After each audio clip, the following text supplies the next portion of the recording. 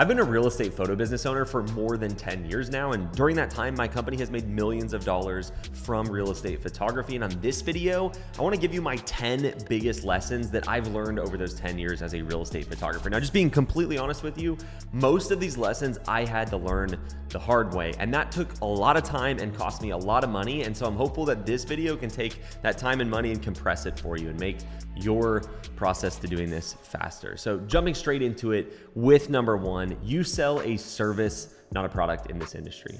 A lot of people get so focused on their camera and focused on how they do things. And if you've watched my videos, you know that I'm against this, but it's hard to do, especially when you're first starting, because you think that what you sell is photos, but what you really sell is everything that goes around those photos, because just about anybody can shoot real estate photos, right? That's part of the benefit of this business. They're easy to shoot. It doesn't take a lot of creativity, it doesn't take a lot of expensive camera gear, and so anybody can do it. And so because of that, you have to stand out in other ways.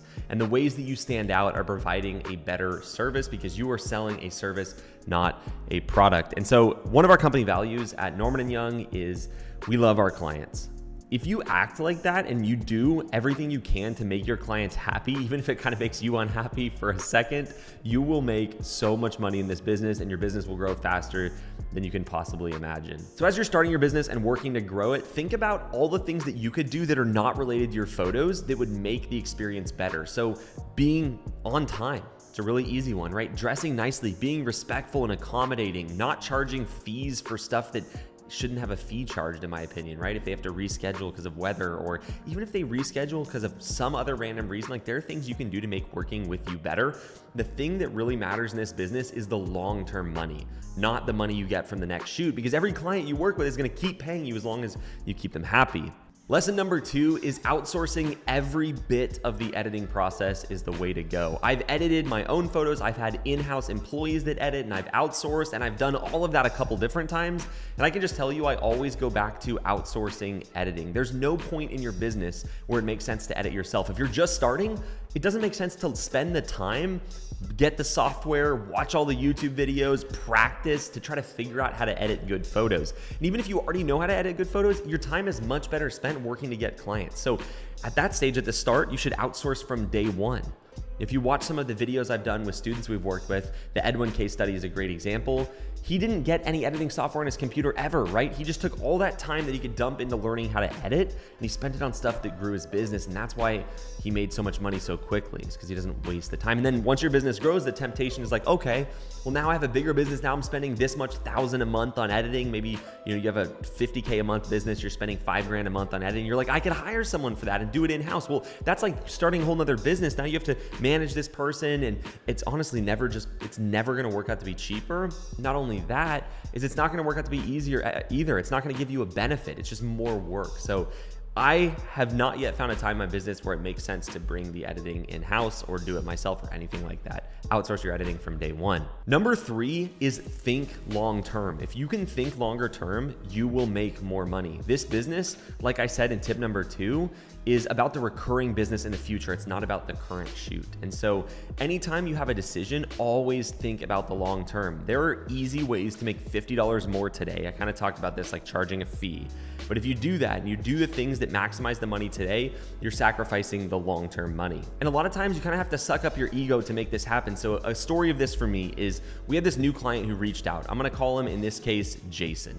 Jason reached out and said, hey, I have this property I want you to shoot. It's multi-million-dollar house. It's a nice property, right? And he ordered a bunch of stuff for it. And so I put it on the schedule, and I was driving to the shoot a couple days later, and he calls, sorry, the house isn't ready, and canceled. No problem, totally understood, right? Reschedules, same thing happens again, except I'm almost at the shoot this time. This is a real story. No problem, totally understand. Let us know when it's ready, we'll get it back on the schedule. He's like, it's gonna be ready next, whatever, I get it back on the schedule. The same thing happened for 5 total times, right? And I could have been like, this client he's messing with me, it's a complete waste. And by the end of it, I mean, I was a little bit more like, hey, just let me know when it's actually ready. And I was nice about it, I sucked it up. And guess what happened? That client never had that problem again. It was just a homeowner that was being tough on the client. The homeowner wasn't great. So if I would have told that client off, said, sorry, I'm not doing this, I would have missed out on literally tens of thousands of dollars of business. He went on to become a very good client to my business and never really had that issue. And so what you want to think about is everything that's going to maximize the long-term growth of your business, even if it sucks today. Number 4 is anything that you currently do, you can train someone else to do. And so this tip is for people who already have a photo business and you're looking to maybe hire or expand your team or take something off your plate. I used to have this mentality that like, oh, only I can do this. So with photos, it was first, right? So I started getting too busy and I was like, only I can shoot photos the way I do. And so I didn't hire nearly soon enough. And then I finally was forced to. It was just a requirement. I figured out that turns out people can learn that and I'm not special, right? So I grew my photographer team, but no one else could do the admin work like me, right? I know the clients, I know what they want. So this is just a job that I'm stuck in. And I kept that attitude for a while and then necessity happened again and I couldn't do it all myself. So I had to hire an admin, and guess what? They liked the admin better than me because that person wasn't distracted and that person wanted to do that job. And so they were actually better than me. And this has happened at different phases of my business. And so what I'm telling you in this point is that anything you can do can be outsourced, can be someone brought in your team to handle it for you. And that attitude and like limiting belief will hold you back like nothing else will in your business. And here's the truth. If it is actually too complicated, it's your job to make it simpler, right? Not just say, oh, I have to do this. That's how you get really stuck in your business. And that's why you see a lot of photographers that get stuck at $15K a month consistently because they can't get past that because they can't get it through their head that they can hire somebody and they can do it right. And that maybe it starts with refining their process.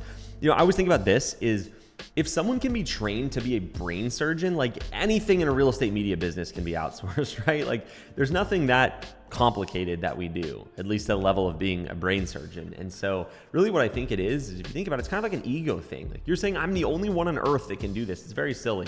So don't fall into that trap. Number 5 is raving clients. Clients who love you will grow your business like nothing else. There's no amount of selling that you can do that could keep up with 25 raving clients who absolutely love working with you. And I talked about already in this video how making your clients happy will get you a lot of money in the long term and in the short term. But if you take it a step further, so like doing a good job requires like 90% of the work. And if you add 10% more to that to do something that doesn't make sense, like you go really out of your way in an area that's not expected, that extra 10% work will get you like 4 times the amount of referrals, not an actual number, right? But you get the point. And so look for opportunities, especially when you're first starting, but honestly, as your business continues to grow, look for opportunities where you can do something or have a process or something that doesn't make any sense. So a great example of this is you're a new real estate photographer. You have one shoot today. You have nothing after that shoot. You get there and the house is a mess. Yeah, you could spend the normal 10-15 minutes cleaning the property, or if the agent's interested, you can tell they really wanted it clean, the homeowner's got their hands full, you could spend an hour cleaning the house and then an hour shooting. That doesn't make business sense, but I promise you that agent is not gonna forget that. They're gonna remember that, and you do stuff like that. That's how you get people that wanna tell everybody about your service. And when you have a business where one person tells 2, 2 tells 4, 4 tells 16, you grow really, really fast. And so a lot of people will do that 90%. They'll do 90% of the work to make it a good job. But if you can do that 10% more, that makes people go, what is going on here? How is this good? You will make so much money. A lot of people just it goes back to ego. They're like, it's not my job to clean. It's not. But if you make it your job, you will make a ton of money. There's a story I tell a lot that I did in my business that made me so much money. I didn't even plan this. I was just looking for opportunities to do this because I knew it worked. So I showed up at a shoot and the agent was in the backyard painting a shed frantically. And it was like half gray and half white. And I could have totally had the editors fix that. But she was very insistent on getting that shed painted. So I picked up the other brush and started painting the shed. It literally took me 15 minutes at the most. We got the shed done. The client went around telling people that I helped her paint a shed, and I guarantee you that has made me hundreds of thousands of dollars in the years since then. That client has brought me so much business because I spent 15 minutes doing something that's not expected. So look for those opportunities in your business. Number 6 is just because you've done it in a certain way doesn't mean that's the best way to do it. There are so many times when I'm working with someone helping them grow their business where they're like, oh, we just do it that way. I'm like, yeah, I totally understand. Do you need to do it that way? Yeah, my clients... It's never the case. It's like we change stuff and it's better, right? And so it is a really good idea, especially if you've been doing this a while, to step back and look at your business as if you don't work in it. Like pretend you're an investor and look at your business and be like, does this make sense? Does this make sense? And really audit your business. That will help you find so much efficiency. And a lot of what you do on a daily basis as a real estate photographer, at least if you've been doing this for a while, is probably not necessary. You've just been doing it for so long that you think it's why you are where you are. And so you have to get sort of an independent view of your business. You can put yourself in the frame of the investor and be like, hey, if I was an investor, what would I think? The easier way though is to ask your clients, hey, what do you think about this? Talk to someone. You have a client, if you have this, you have an established business, you have a client you have a good relationship with, buy them a coffee, sit down for 20 minutes, ask them questions about things that they notice and don't notice things they like and don't like. If you make a point to do that a lot in your business, you will grow so much faster. It's what you don't know that holds you back more times than what you're actually doing. And so it's like, oh, wow, I didn't know nobody cared about that. Or, oh, I didn't know someone hated that. And so really good idea to get that third-party view and look at your business in a way that helps you be objective, because the stuff you're doing, I promise you a lot of it doesn't need to be done that way, and there's faster ways to do it. Lesson number 7 is don't think for your clients. It is so easy to just get in your own head and be like, how should I do this? Or what should be done here? The best way to figure out how to grow your business most effectively, figure out what clients like the best, is not to sit down and think about it. Kind of like I said in the last point, it's to go ask your clients. About 5 years ago in my business, something happened that really illustrates this and taught me this lesson, which is we've had this client for a while. We'd done like 10 shoots and we delivered the 9th or 11th, whatever shoot it was, and got an email back, like a very not happy email. Not traditionally how this client is. We'd done a bunch of shoots, so I know it wasn't just the client. They were like really not happy with the photos. They said there's a ton of mistakes and they want the stuff fixed. And I was like, okay, perfect. Yeah, we always, first time you get those emails as a real estate photographer. Absolutely. So the first thing I do before I call the client, never email a client back when they're mad like that. Call them. Don't let tones be misinterpreted. But before I called them, I always looked at the photos, right? I always wanted to have a game plan. So I pulled up the photos. I looked at them. I made a list of all the stuff that I thought was wrong with the photos. Like the verticals were not good here. The white balance wasn't super great here. I didn't like this composition. I called the agent. She was like, there's dog poop in the yard. There's a hole in the laundry room wall. There's this in the way. Nothing was my photos. It was the way the house was, right? It's not my fault there's a hole in the wall. It's not my fault there's dog poop in the yard. Could have edited it out. Wouldn't edit the hole in the wall. Might edit the dog poop, right? And so I talked to the client. I was able to fix those issues, but it was so interesting. If I would have just tried to fix the issue, right, and like sent the photos back, hey, I got them corrected, she would have been like, what? You didn't do anything I wanted. And so don't think for your clients. Call them and see what they want. So I talked to her, I was able to fix the issues, but it was deeper than that, right? Why was she mad this shoot, not the other shoots? It was her personal house, right? And I didn't know that. And of course the agent's gonna be more critical. It's an asset that's important to them. It's a big transaction for them. They're not only the agent, but they're also the homeowner. And so don't think for your clients. Pick up the phone, call them, always, always, always communicate.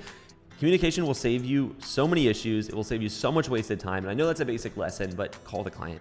Don't email, don't text, especially if someone's mad, call the client. Number 8, discounting your services is totally fine. You'll hear people all the time, real estate photographers say, never discount, hold your ground, don't set a precedent, don't devalue yourself. It is all BS. The biggest real estate media companies I know, the 100K a month businesses, my business, we discount, we make deals because we'll make deals in exchange for business. I'm not saying you make a deal with the agent that does 1 shoot a year. What I am saying is if you are a deal maker, if you look for that brokerage, you can offer 10% off or you can give them more services. If you're always hunting for deals, you're always hunting for ways to expand your client base, you will make more money. It's the photographers that don't make any money that tell you never to discount. Now, I'm not saying give half off. I'm saying make a deal. Part of that is getting a good deal for you and them. Biggest lesson here, and the point I'm trying to make though, don't be afraid to discount. The big companies in this industry absolutely do it. It's how we grow our businesses. And just because you made a deal today, if that deal stops working in the future, you can change the deal. So make a deal that works for you today. Grow your business. Number 9 is be understanding. You're working with humans in this business. You're gonna have people that are unfair to you, that are having a bad day, that say something mean, that are just kind of hard to work with. And you have an option when you have those people. You can fight back. You can let them trigger you into an emotional response, or you can put your ego aside. You can put your emotions aside, try to think, try to understand how they're feeling, try to be accommodating. And it goes back to the quote, which I really like, which is you can be right or you can be rich. And this business and any business requires not reacting emotionally and sucking it up. Just because someone acts unacceptable to you, they send you a mean email, doesn't mean you have to respond back, doesn't mean you have to fight them. It's so often in this industry, you'll see this if you're in any of the real estate photo Facebook groups, people almost bragging about how they fought their clients or how they told their client how it is. That's stupid. That's how you stay poor. Now, what I'm not saying is you have to be, weak and you can't, you can't ever not agree to a client. That's not what I'm saying. I'm saying you have to think a level deeper and you have to be like, hey, what's going on? Like maybe this client's having a bad day. You have to be understanding, right? If you react emotionally, you don't make money. No business owner does. It doesn't matter if it's photography or not, right? And so there's this thing that I always think about, which is, say you get an email from a client or a call or whatever, and you have to kind of suck it up. You have to they're being unreasonable and you're like, no worries, we'll totally edit that out, 10 retouches in, whatever it is. You have to kind of suck it up and you send back this really nice email, or they're not happy about great photos and you have to be like, I totally understand. I'd love to get those fixed for you, even though you're mad because they're being unreasonable. If you send an email where you feel good after you sent the email, you just paid for that out of your business. You took a chunk of the business you've worked hard to build and you gave it to them. And what I mean by that is you responded not very nicely. You told them off maybe. And there's a chance they're not going to use you again. But you felt good sending that email, and the opposite's true. If you really had to suck it up and you're like, oh, I just want to tell them, but you don't, you just added to your business. You just grew your business. And so ego, emotion, none of that helps you as a business owner. Be understanding. People have hard days. You have a hard day. And sometimes, right? If you want to grow your business, you can't lose a client every time a client has a hard day or is unreasonable. And number 10, and most importantly, one of the biggest mistakes I made is that I thought I owned a photography business. And so I acted like it. There's so many books on business out there and podcasts and people you can learn from. And I thought that there was businesses and then photography businesses, and those were somehow separate. That is absolutely not true. A photo business is just like any other business. Your widget that you sell is photos. Someone else might sell cars. Someone else might sell cut lawns. You sell photos and you sell services alongside those photos and experience. And that's just like any other business. So I highly encourage you to learn as much as you can about business from people who have built businesses, from books, from podcasts. The more you learn, the more money you will make. I think that's a Benjamin Franklin thing. I'm not sure. The more you learn, the more you learn. Anyway, it is totally true. And for the first few years of my business, I thought that I only could learn from other people who had photo businesses. And here's the real truth. Most people who have photo businesses don't know what the heck they're talking about when it comes to running a business. They have a very tiny business and they're talking about running a solo business that's not doing very well. And that's fine if that's what you want to do. But I took a lot of bad advice and I limited myself because I thought that I owned a photo business and not just a regular business. Something you're probably realizing about this video is that none of my 10 lessons really have anything to do with photography. And if they do, it's about how to do less nonsense in photography and get that photographer mindset out of you. And that's just so important in this business if you actually want to make money. If you want to be an artist, I totally understand that, right? I just don't encourage you to be an artist as a real estate photographer because real estate photography really just isn't art. It's a great way to make money with your camera.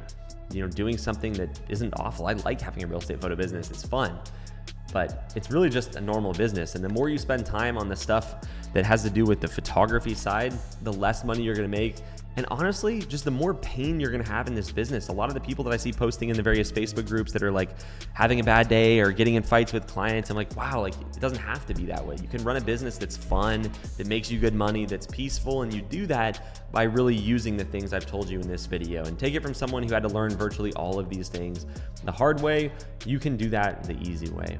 Speaking of the easier way, if you'd like to work with my team and I, we have an awesome coaching program where we help people just like you either start real estate photo businesses or grow them. We'd love to talk to you about what that could look like for you. So if you're interested in that, the link is down below in the description. We'd love to hop on a call, talk about your market, that kind of thing. I'll see you in the next video.